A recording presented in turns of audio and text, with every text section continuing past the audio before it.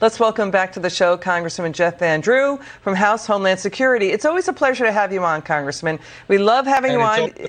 It's good to see you. You're a great guest. You're a straight shooter. We want to show this video.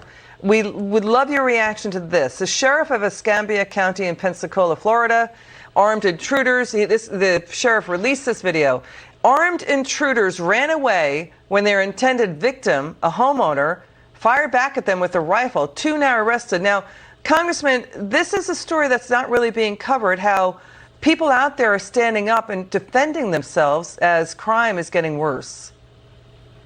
Absolutely. And there's a reason that people are buying a record number of guns, and people are, making sure to be safer by protecting themselves, by arming themselves. Now, it's everybody's right to buy a gun. I'm a gun owner myself. That's one issue.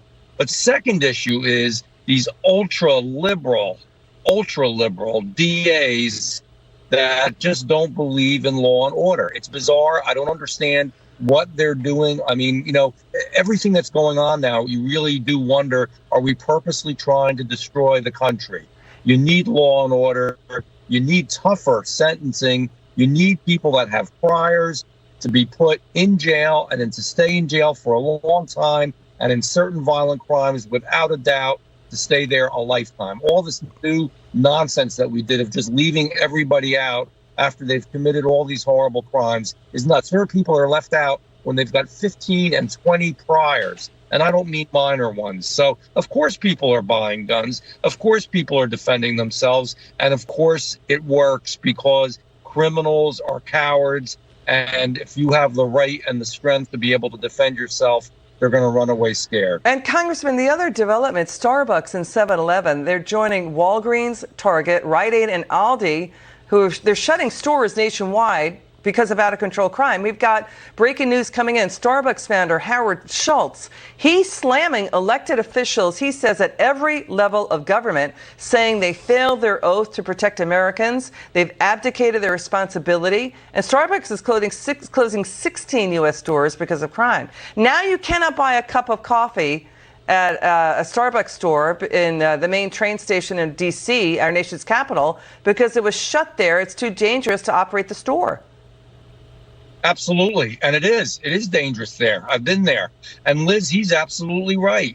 Elected officials have to be held accountable, and we have to have law and order, and we need to have safety, and bad people should be in jail.